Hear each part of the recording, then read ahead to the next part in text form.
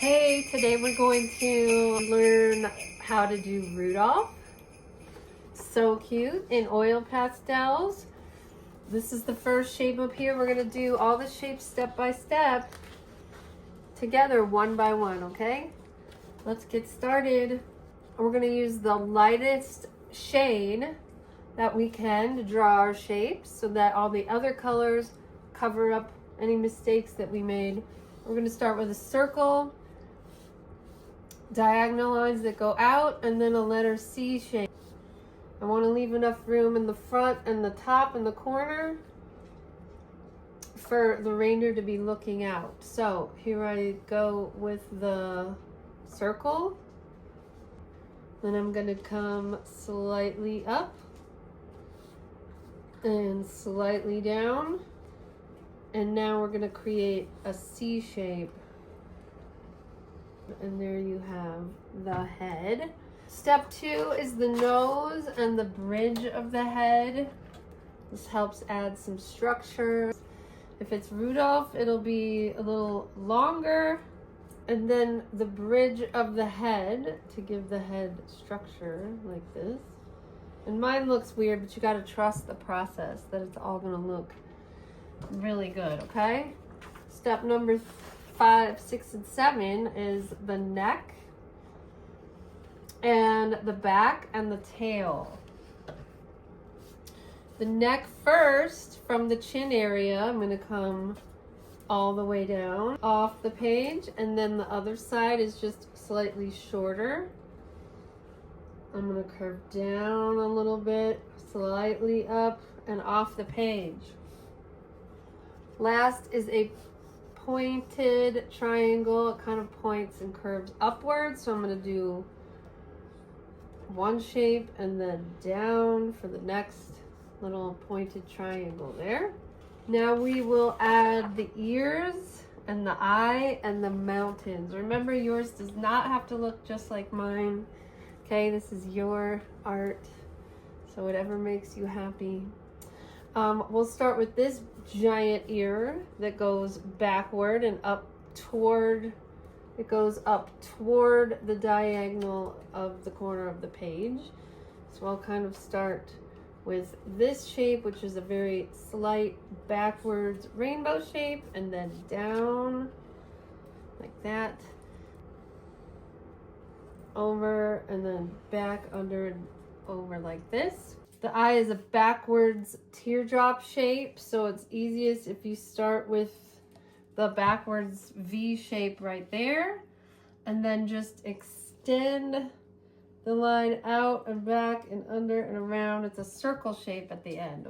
Now we want to do a backward C right here and a little eye. I'm going to do some mountains. This is going to come all the way down off the bottom of the page.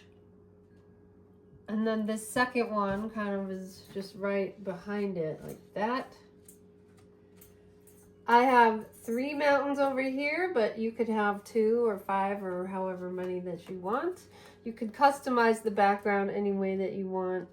This one's the biggest and the tallest, and it ends around here. Sometimes if you know where you want something to end, that's as good a place as any to start. So here is my first mountain, this green one. Now if I want to do this little one here, and then I can just throw the back one in the back wherever it makes sense to put it. And maybe that was a little bit too tight. I probably could have just done 2 mountains, but that's okay. Art is just about having fun. So as long as you are having fun, you're doing it right. Okay, so now in order to make anything look 3-dimensional, we're going to add highlights, medium lights, and low lights. Here are the highlights in white. So in order to make things go quicker and easier and more fun, when you have one color in your hand, you'll do everything that's in that color. Also, it's good to work from light to dark. So white is the lightest, so we'll be starting with the white. I have a little friend who wants to come up. Okay, so I'm going to start with the white and the highlight and the top of the ear and the top of the head. So here is a nice thick chunky highlight in the ear. Now I see the eye, the back of the eye. Then we'll work our way over to the top of the highlight on the other ear. And then this ear is pointed towards us so we can see the inside of the ear. A little different from that other one where it's pointing away and we can only see the darker side of the ear. Now we'll do the mouth and the nose. Here's the neck. So here's the top of the front leg. It's like a little highlight on the top of the front leg. A highlight along the back. And then a highlight for that back leg right there. It's always fun to put snow peaks on mountains. Next, I will be doing the peach.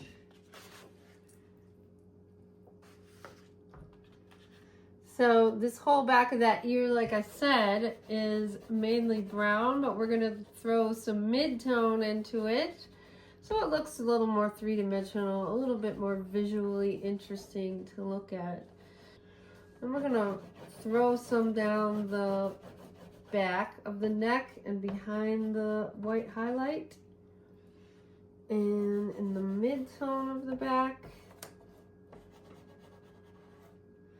And the tail. Next step is to add all the brown. This is when it becomes a little fun because when I overlap the peach with the brown, you get all the blending and it's so pretty and it's so fun. I'm gonna do the bottom part of this ear. I'm gonna go right up to and over top of the original outline. I'll do the back of the neck.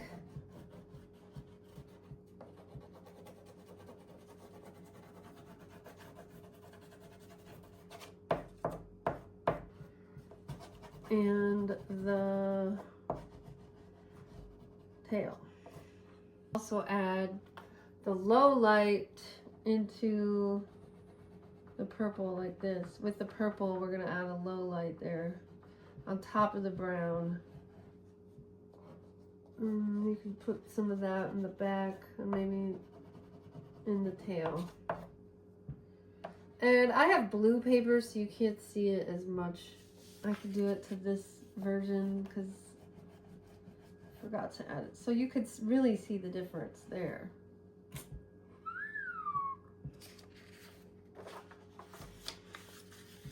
And you can really see the difference there.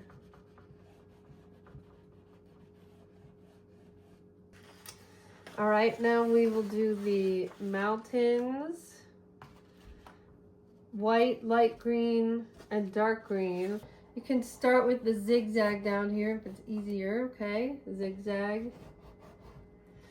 And then it's fun to overlap this lime green on top of the white. You get a new third color. It looks really pretty. And remember, blending the oil pastels is a fun thing to do. Now I'll use dark green.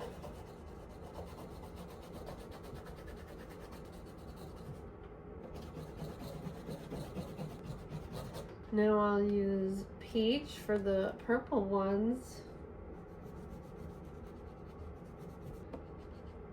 The rest will just be kind of filled with purple.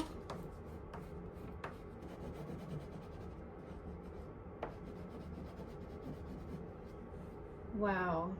Now I'm going to take some deep blue and go down in all of this. It just kind of makes it a little bit darker at the bottom, and doesn't that look more awesome? You can use the same blue at the bottom of the purple ones. Remember, everything looks more three-dimensional if it has a highlight and a low light and different shades in between. So there is your different shades in between. Next we'll be adding a red nose. And now we're going to take our black and outline most of it. And the eye, I'm not going to outline the top because I want to accentuate the highlight up there. So I'm just going to kind of do the bottom. Outlining it really helps make your drawing look super cool. Makes everything kind of stand out a little bit better. You could tweak things during this stage to make them look different or better. So cute. Let's outline the nose and the little mouth. I'm going to outline the front of the neck and the neck and the back and the over the top, kind of like this, and the back of the tail. So cute.